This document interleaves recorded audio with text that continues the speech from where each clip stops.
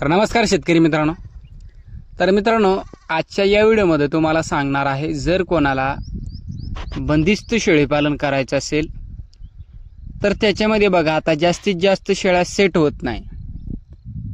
शेळ्या सेट का होत नाही मित्रांनो? त्याच्यामध्ये आपण शेळ्या कुठून पण खरेदी करत असतो आणि आपल्या एक बंदिस्त शेळीपालनामध्ये कायम बंदिस्तकरण ठेवत असतो.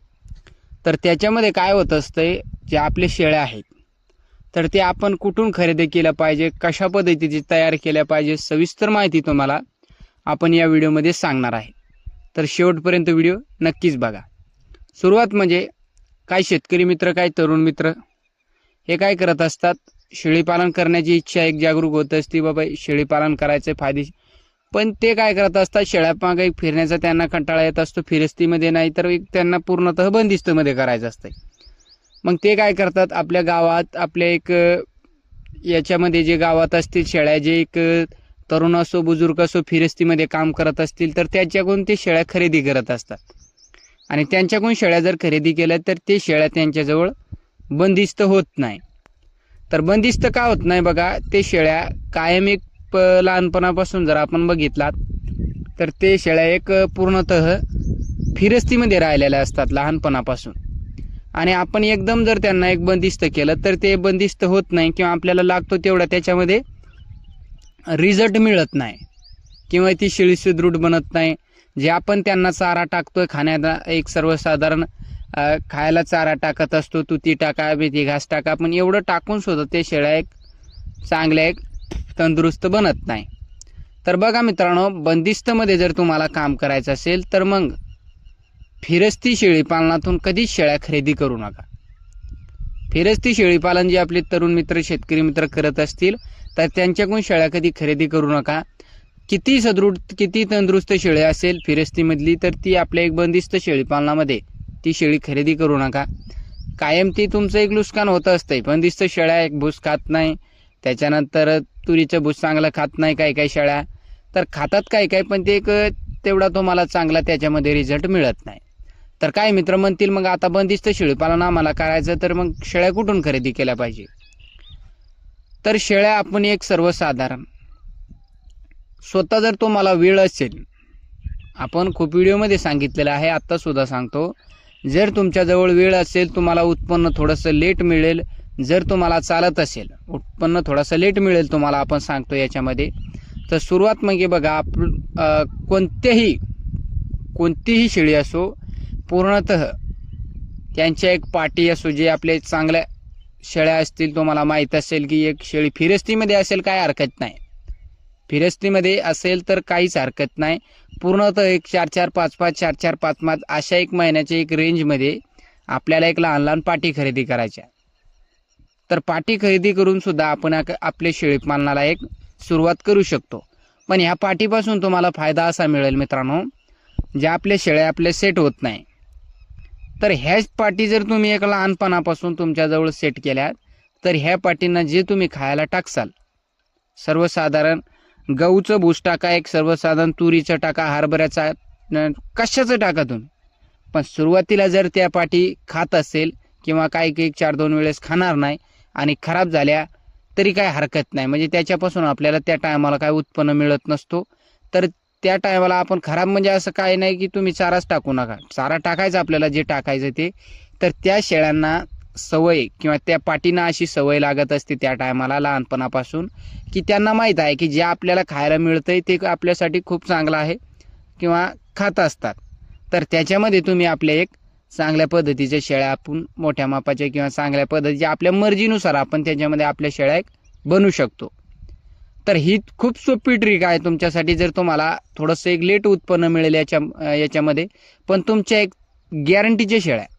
तुम्हाला आज सांगतो, मी सुद्धा फिरस्तीमध्ये काम करतो, तर ज्या मित्रांना कोणाला बंदिस्तामध्ये करायचं असेल तर अडचण याच्यामध्ये तुम्हाला कोणतीच येणार नाही, की आमची शेळी हे चारा खात नाही, आमची ती खात नाही. तर लहानपणापासून त्यांना सवय जर लागली, ते मेथी घास खातील, दशरथ घास खातील, तुती खातील, तुतीच्या काड्या सुद्धा साल खात असतात. फक्त त्यांना सवय जर लहानपणापासून लागली, तुरीचं भूस, हरभऱ्याचं भूस टोटल ही शेळ्या खात असतात. मोठ्या मापाच्या शेळ्या झाल्या, एक एक वेळेस सुरुवातीला एक एक पिलू देईल, काही वेळेस 2-2 देत असतात काही. तर मित्रांनो, याच्यामध्ये सुरुवात तुमची एक चांगली होत असती आणि याच्यामध्ये जर सुरुवातीला तुम्ही काम केला तर तुमच्या शेळ्या एक सेट होतात आणि तुम्हाला याच्यामध्ये अडचणी कमी येत असतात. करण्याची इच्छा असेल तर मग अशा पद्धतीने सुद्धा तुम्ही करू शकता. आणि तिसरा म्हणजे 2 सांगितले तुम्हाला ऑप्शन आपण, तर तिसरा सुद्धा एक तुम्हाला सांगतो, जे तुम्हाला आवडेल त्याच्यामध्ये तुमची मर्जी आहे, काम करा. तिसरा म्हणजे जे आपल्या जवळपास आपल्या कोणतंही फार्म असेल बंदिस्त, पूर्णतः बंदिस्त फार्ममध्ये काम करत असतील, तर मग तिथून आपल्याला पाठीमध्ये थोडंसं इंटरेस्ट नाही किंवा आपल्याला पाठीमध्ये काम करायचं नसेल तर डायरेक्ट तिथून आपल्या एक शेळ्या खरेदी करा. तर शेळ्या अशा खरेदी करायच्या चांगल्या पद्धतीच्या, नैतरण्य शेळ्या, म्हणजे जास्त वयस्कर नको शेळी, चांगल्या पद्धतीच्या शेळ्या खरेदी करा, जेणेकरून तुमचे एक जास्तीत जास्त तुम्हाला त्याच्यापासून उत्पन्न घेता येईल. तर अशा पद्धतीच्या शेळ्या खरेदी करा. म्हणजे बघा, ते शेळ्या कायम सुरुवातीपासून बंदिस्तमध्येच एक जे ज्यांचा फार्म असेल ते एक बंदिस्तमध्ये शेळीपालन केलेले असते त्यांनी, तर ते शेळ्या तुमच्या इकडे लवकरात लवकर सेट होत असतात. पण असं नाही की डायरेक्ट गेलात तुम्ही तिथे आणि लगेच आणलात. पुढे शेळ्यांना तुती आहे, मेथी घास आहे, दशरथ घास आहे, हातघास, शिवबाबूळ संपूर्ण ह्या चारा त्या शेडवरती जर मिळत असेल आणि तुम्ही आणली आणि लगेच आपलं मेथी घास एक सर्वसाधारण एका सोयाबीनचं भूस त्याच्यावरती जर बंदिस्त केली तर मग तिथे सुद्धा तुमचं शेळीपालन हुकतंय. तर ज्या टायमाला तुम्हाला शेळीपालन बंदिस्त करायचं असेल, जवळपास फार्म असेल मित्रांनो, जवळपास जर तुमच्या शेळीपालन फार्म असेल तर त्या फार्मला पहिले व्हिजिट करा, म्हणजे एक सर्वसाधारण भेट द्या. आणि भेट दिल्याच्या नंतर तिथे काय काय आहे, तर अशा बारीक सारीक गोष्टी कोणी सांगत नसते, पण आपलं उद्देशच असा आहे की कोणत्याही मित्राचं एक नुकसान होऊ नये किंवा अडचणी त्यांना येऊ नये, तेवढा आपण प्रयत्नच करत असतो. जेवढं आपल्याकडून शक्य होत असते तुम्हाला समजून सांगण्याचं तेवढं आपण सांगत असतो.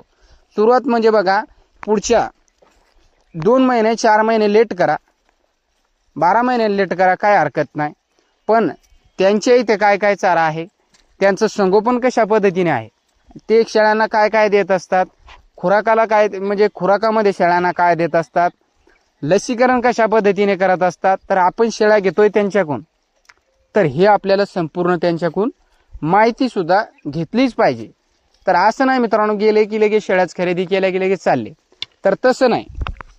तर त्यांना संपूर्ण माहिती एक विचारायची की एक तुम्ही शेळ्यांना काय देताय, किती टायमाला काय देत असता, सकाळी काय टाकताय, संध्याकाळी काय टाकताय, तर हे संपूर्ण नॉलेज तिथून आपल्या एक माइंडमध्ये सेट करून आणायचं की ते असं करतात तर आपल्याला सुद्धा तसंच करायचं. ते म्हणतील आम्ही एका टायमाला 2 किलो खुराक देतो, तर तेवढं आपल्याला ज्या गोष्टी आपल्याला त्याच्याकडून शिकायच्या आपल्याला चांगल्या वाटतील आपल्या मनाला, तशा गोष्टी आपण आपल्या फार्मवरती करू. सुरुवातमध्ये ते एक चाराला अवघड कशा पद्धतीने केलेले, तर तसाच चाराला अवघड करण्याचा प्रयत्न करा. तर अशा पद्धतीने बंदिस्तमध्ये तुम्ही काम करू शकता. याच्यामध्ये तुम्हाला अडचणी काही येत नाही. फक्त जेवढं तुम्ही त्यांच्याकडून समजून घेसाल किंवा तुम्ही जेवढं त्यांच्याकडून नॉलेज तुम्हाला घेता येईल, कोणत्याही क्षेत्रामध्ये नॉलेज घेतलेलं किंवा त्यांचा अनुभव आपण जर त्यांच्या सर्वसाधारण त्यांनी जर आपला अनुभव आपल्याला सांगितलं की बाबा आम्ही असं करतोय तसं करतोय, तर संपूर्ण गोष्टी आपल्याला ऐकल्या पाहिजे. तर 10 गोष्टी सांगितलं, त्याच्यामधल्या आपल्याला 5 जर आपल्या कामी आल्यात तर खूप चांगलं, आपलं एक अडचणी आपल्याला जास्त त्याच्यामध्ये येत नसतात कोणत्याही व्यवसायामध्ये. काय तुम्हाला वाढून साडून सुद्धा सांगतील की बाबा असं नाही, तुम्ही डायरेक्ट हेच करा तेच करा, हीच जात वापरा, तेच आपण सुरुवातीला तुम्हाला सांगतो पूर्णतः आपली उस्मानाबादी किंवा गावरान. तर शेतकरी मित्र असो, तरुण मित्र असो, परिस्थिती विकट असेल तर मित्रांनो 100% तुम्हाला सांगतो मी, सुरुवातीला या दोन्हीच ब्रीडवरती काम करा. जसं जसं तुमच्याजवळ पैसा येईल, जसं जसं तुमचा अनुभव वाढेल, तर तुम्ही इतर ब्रीड सुद्धा त्याच्यामध्ये घेऊ शकता. याच्यामध्ये काय अडचण नाही. सुरुवातीला मग नंतर तुम्ही पूर्ण गावरान विक्री करा, पण आपलं एक सुरुवातीला गावरानमध्येच काम करा, नंतर गावरान विक्री करा, पूर्णतः बिटल करा, उस्मानाबादी करा, सोजत करा. तर कसा वाटला व्हिडिओ कमेंट करून सांगा. व्हिडिओ पाहिल्याबद्दल धन्यवाद.